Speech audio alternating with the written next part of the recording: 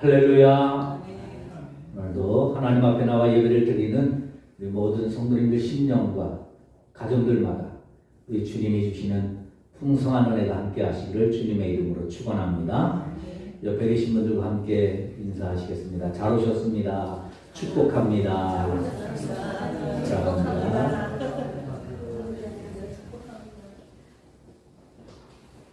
가슴에 손을 얹고 우리 자신을 이렇게 축복하겠습니다. 나는 바른 하나님을 믿는 사람입니다. 나는 잘 되는 사람입니다. 아멘.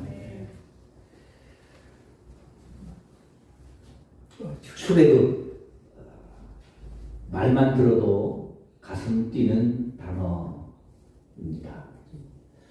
우리는 우리의 삶에 애굽에서의 삶을 잘 몰라서 얼마나 가슴 뛰는 단어인지 모르지만 애굽에서 400년을 종살이를 했던 유대인들에게 출애굽이라는 단어는 정말 꿈을 꾸게 하고 비전을 갖게 하고 희망을 갖게 하는 놀라운 단어입니다.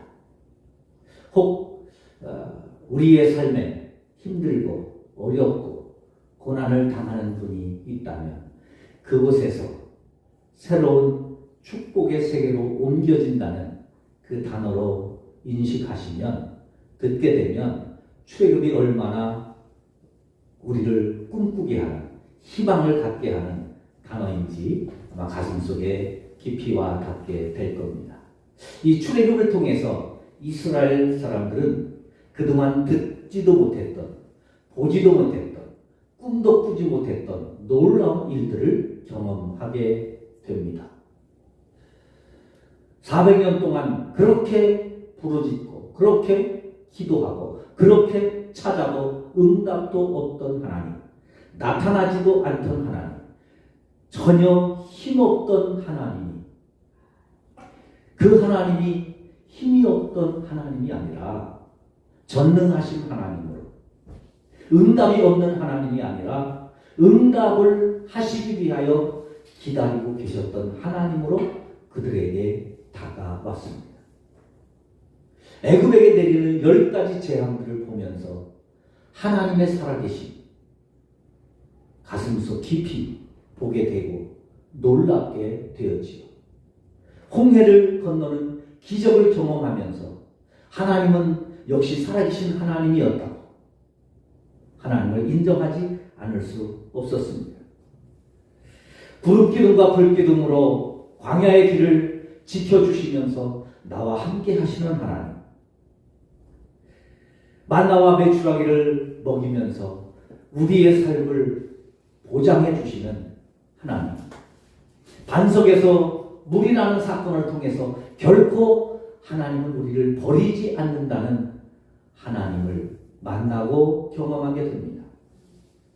아말렉과의 전쟁에서 승리하게 하시는 그 모습을 보면서 세상의 권력과 세상의 힘이 아무리 거대하더라도 믿는 성도들을 하나님이 지키고 이기게 하신다는 하나님을 체험하게 됩니다. 이런 체험을 통해서 광야 생활을 해 나가는 동안에 그들이 이렇게 하나님을 경험하고 하나님을 만났지만, 그러나 일상생활에 지속되는 삶 속에서 하나님을 만났던 그 기쁨, 그 감정, 그 놀라운 신비함을 잃어버리고 삶의 매너리즘에 빠져서 그들은 하나님을 곡해하기 시작합니다. 그들과 늘 함께했던 지도자 모세, 그들을 인도해왔던 모세가 영원히 떠난 것도 아니고요.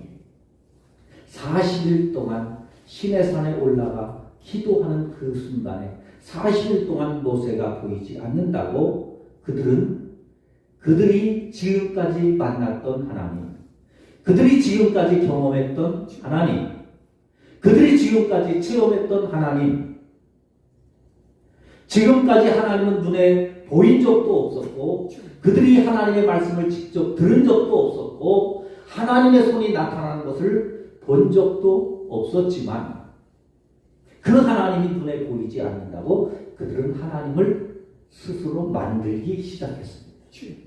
그렇게 만든 것이 금송아지였었죠. 애굽에서 보았던 신들의 모습을 가지고 그들은 금송아지를 만들었습니다. 여러분, 그들이 만든 금송아지는 금송아지 신이 아닙니다. 애굽 사람들이 섬기던 신도 아닙니다. 그들이 만든 금송아지는 그들이 믿는 하나님을 형상화했던 겁니다. 우상을 숭배하고자 함도 아니었고 다른 신을 섬기기 위해서 신앙을 버린 것도 아닙니다. 그리고 신앙이 변질된 것도 아니에요. 여전히 그들은 하나님을 믿고 있었습니다. 하나님을 구하고 있었습니다. 하나님을 찾고 있었습니다. 그리고 하나님과 함께 하고 있었습니다. 그런데 그들이 믿는 하나님이 우상이었고 곡해되었다는 것을 알지 못했습니다. 이것이 그들의 비극입니다. 이 사건으로 인해서 하나님은 그들에게 진노하시게 됩니다. 자, 그렇다면 여러분, 우리는 지금 하나님을 믿고 있죠. 하나님께 예배를 드리기 위해서 이 자리에 나왔습니다. 그리고 우리 모두는 다 하나님께 예배를 드리고 있습니다. 여러분들이 지금 예배하고 여러분들이 지금 믿고 있는 그 하나님은 어떤 하나님입니까? 진짜 내가 믿는 하나님이 진짜 하나님이신가? 아니면 나도 모르는 사이에 신앙생활을 하면서 나도 신앙생활의 매너리즘에 빠져서 그냥 내가 잘못된 하나님을 곡해된 그런 하나님을 믿고 있지는 않은지, 아니면 신앙생활을 하면서 사회생활을 하면서 나도 모르는 사이에 내 신앙을 버릴 수는 없지만 하나님을 믿기는 하지만 내 삶에 내 형편에 맞추어서 하나님을 금송아지처럼 내가 하나님의 모습을 만들어서 그 하나님을 믿고 있지는 않은지, 오늘 우리는 그 내가 믿는 하나님에 대한 신론을 다시 한번 점검해 보기를 원합니다. 우리가 계속해서 지금 사도행전의 말씀을 읽어가고 있습니다. 오순절 성령 강림 이후에 초대교회 놀라운 역사들이 일어나기 시작하죠. 성도들의 영적인 체험, 그리고 그 영적인 체험을 통해서 성령의 사람으로 그들이 지금까지 경험해보지 못했던 여러 가지 신앙적인 체험도 하게 됩니다. 그리고 그 부흥의 역사, 성령의 역사는 지속이 되어서 요한과 베드로를 통해서 안진뱅이가 고침을 받게 되죠. 이 사건으로 인해서 교회는 부흥하게 되지만 외부의 핍박이 시작이 되었습니다. 대제사장들을 비롯한 종교 지도자들, 사내들인 공회의 공회원, 바리새인들, 사두개인들의 총 공격이 시작이 됩니다. 심지어는 예배 중에 설교하는 베드로를 체포해 가는, 그래서 감옥에 가두는 시험도 당하게 됩니다. 그리고 그들을 신문에서 놓으면서 석방 조건으로 예수의 이름으로 말하지도 말고 가르치지도 말라는 위협과 협박을 받게 되지요. 그 협박을 받고 나서 교회에 와서 성도들에게 예배 시간에 지금 베드로와 요한이 말씀을 하는 겁니다. 여러분, 지금 설교 시간인데 설교를 해야 되는데 우리가 석방된 조건이 예수님의 이름으로 말하지도 말고 가르치지도 말라는 조건을 달고 나왔습니다. 그것을 어기면 바로 지금 다시 또 체포되어져 가야 될 상황입니다. 이 이야기를 듣고 난 이후에 기도에 지난주에 말씀드린 것처럼 초대교회 성도들은 같이 모여서 기도하기 시작합니다. 그런데 여러분, 그들이 기도하는 그 기도의 내용이 바로 우리가 읽은 말씀입니다.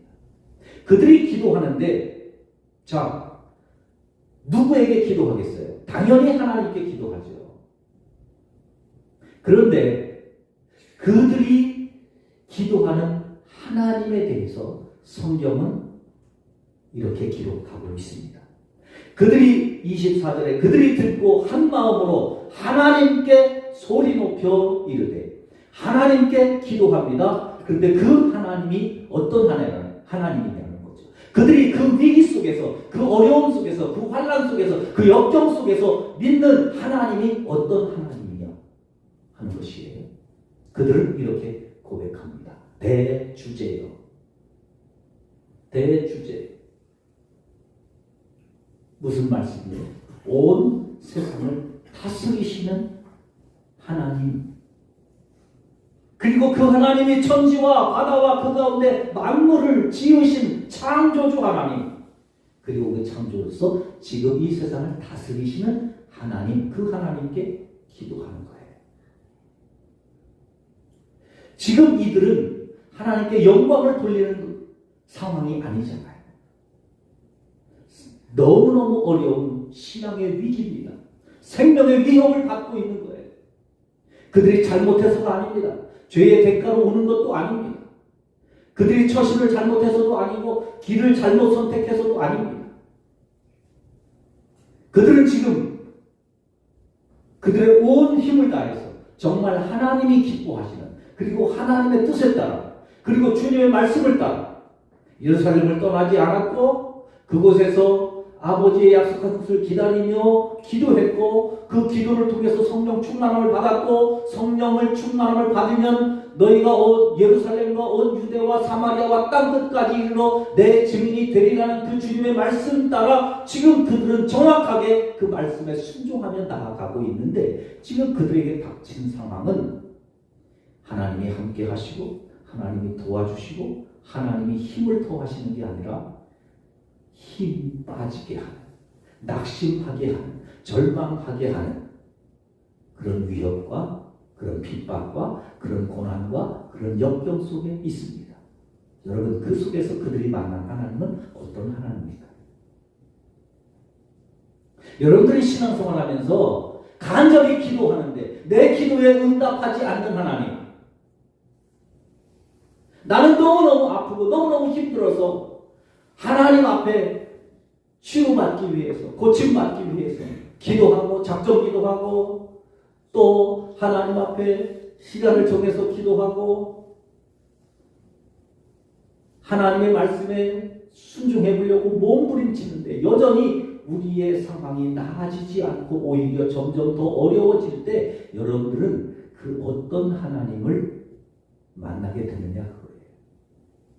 대부분 그때 사람들은 연약한 하나님, 힘없는 하나님, 정말 이런 하나님을 믿어도 되나? 아니, 내가 이런 하나님이 정말 계시기는 하는 건가? 할 만큼 하나님의 존재에 대해서 의심할 수밖에 없는 그런 나약해진 하나님을 만나기 쉽지요. 그럴 수밖에 없지 않습니까?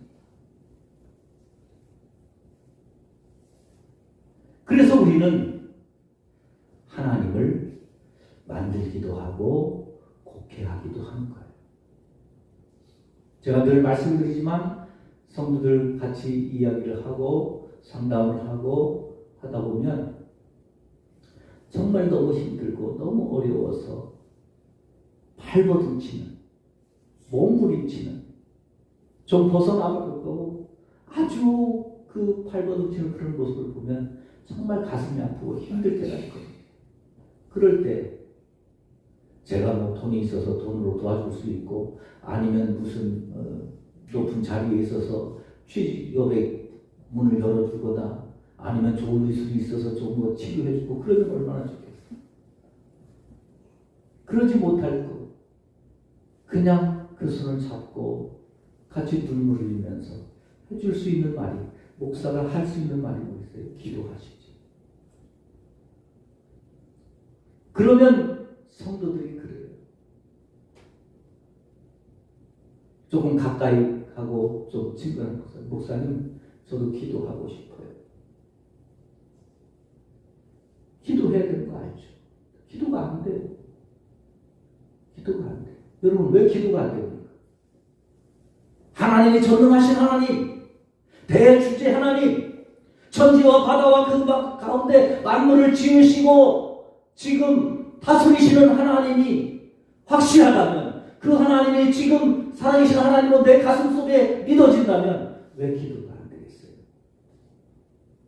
그런데 그 어려우면요, 그 하나님이 만나지는 게 아니라 힘없는 하나님이 만나지는 거예요. 그래서 우리는 힘없는 하나님을 만나. 그리고 내가 하나님을 만들기 시작합니다. 그래. 기도해도 하나님은 성경 속에서 믿음의 사람들이나 특별한 사람에게 응답해 주시고, 내 기도는 언제 들어주신 적이 있나? 그냥 이렇게 예수 믿다 천국 가는 거지. 제가 말씀드리잖아요. 여러분, 이 땅에서 하나님을 만나지 못하고 이 땅에서 하나님과 함께하는 축복을 누리지 못하면 천국에 대한 보장, 글쎄요. 하나님은 죽을 때 죽어서 천국에 나가서 만나는 하나님이 아닙니다. 여기서 만나셔야 돼요. 여기서 만나셔야 돼요. 그래서 여기서 내가 다른 하나님을 만나셔야 합니다. 많은 사람들이 이 하나님을 못 만나서 땀 안에 하나님을 만들기 시작해요. 금송아지를 만드는 거예요. 불안 속에서. 그러나 하나님은 내가 만드는 하나님이 아니라 내가 만들지 않아도 스스로 계시는 하나님이십니다. 그 하나님을 찾으셔야 되고 만나야 되는 거예요. 그러기 위해서 우리는 몸부림을 쳐야 할 수밖에 없는 겁니다. 그 신앙은요, 그냥 저절로 이루어지지 않아요. 저절로 이루어지지 않아요. 하나님이 우리를 찾아오시는데 내가 영적으로 깨어있지 못해서 나에게 찾아오시는 하나님을 만나지 못하는 거예요. 어떤 분은 어렵게 하나님을 만나죠. 그 하나님을 만나면 어떻게 돼요? 그 다음에 내가 믿는 하나님, 내가 만난 하나님이 전부인 거예요. 그래서 다른 사람이 믿는 하나님을 인정하지 않아요. 여기에 또 믿는 사람들의 온 고집이 있는 거예요. 내가 믿는 하나님이 전부인 것처럼. 그래서 다른 사람이 하나님을 인정하지 않을 때가 있습니다. 제가 어릴 때 들었던 예화 가운데 소경 장님 코끼리 만지는 예화가 있었어요. 어떤 마을에 소경들이 시각장애인들이 살고 있었습니다. 근데 코끼리를 아무리 선생님이 설명을 해줘도 코끼리를 상상이 안 되는 거예요. 본 적도 없으니까. 어떻게 뭐 커봐야 소, 고양이나 돼지 그렇게 등치가 크고 뭐 무슨 뭐 코가 길고 그런 게 어디 있어요. 그래서 이 선생님이 그 시각장애인들에게 코끼리를 알게 해주려고 코끼리 있는 곳에 가서 코끼리를 만져보게 했다죠. 눈이 안 보이니까 각자 나름대로 앞에 더듬더듬 거리면서 코끼리를 만졌는데 어떤 사람은 다리를 만졌습니다. 와, 코끼리는 기둥 같구나. 한 사람은 귀를 만졌죠. 와, 코끼리는 쟁반 같구나. 어떤 사람은 옆구리 배를 만지는 거예요. 와, 코끼리는 벽 같으네, 벽. 오돌도돌하고 벽 같은. 어떤 시각장애는 코를 만지고 무슨 이거 큰 굵은 호수 같아. 여러분 그들이 말하는 코끼리가 아닌가요? 그들이 말하는 코끼리는 다 코끼리입니다. 그런데 그 코끼리가 코끼리 전체는 아니라는 거죠. 우리가 하나님을 그렇게 편협된 하나님의 모습, 내가 만난 하나님으로만 하나님을 믿기가 쉽습니다. 아브라함은 하나님의 부름을 받아서 고향 친척 아비집을 떠나 가나안 땅으로 와서 하나님을 만났습니다. 야곱은 자신의 수완으로 살다가 야복 강가에서 하나님을 만났습니다. 요셉은 예수님의 그림자라고 할 만큼 그가 어떻게 하나님을 만났는지에 대한 기록은 없지만 그는 일생에 코람되어 하나님 앞에서의 삶을 살아가면서 하나님을 체험했습니다. 예레미야는 어린 시절 하나님을 만나 선지자가 되었고 에스겔과 다니엘은 포로로 끌려간 바벨론에서 하나님을 만나고 하나님의 사람이 되었습니다. 요셉과 마리아는 하나님을 만나 예수님의 부모가 되었지만 그들의 삶은 평생 어렵고 힘든 삶의 모습으로 살았습니다. 아브라함이 만났던 하나님, 평생 어디로 가야 되는지, 왜 가야 되는지, 어떻게 가야 되는지도 모르게 평생 아브라함을 이끌었던 하나님과 요셉이 가는 곳마다 하나님이 나와 함께 하신다고 하는데 요셉은 가는 데마다 노예로 팔려가야 되고 하나님이 나와 함께 하신다는데 하나님이 형통하게 하신다는데 감옥에 가야 되고 억울한 누명을 써야 되고 이런 하나님. 야곱이 자기의 꾀를 따라서 살 때는 그래도 웬만큼 괜찮았는데 하나님의 말씀을 따라 살면서 계속 힘든 고난의 길을 걸어가야 했던 그 신앙 속에서 야복강가에서 생명의 위기 가운데 만난 하나님, 그 하나님이 전부라고 그렇게 그들은 믿으면서 살았다면 하나님을 우리는 그렇게 곡해할 수밖에 없는 것이죠. 그렇다고 그들이 다른 하나님을 만난 것인가요? 그렇지 않죠.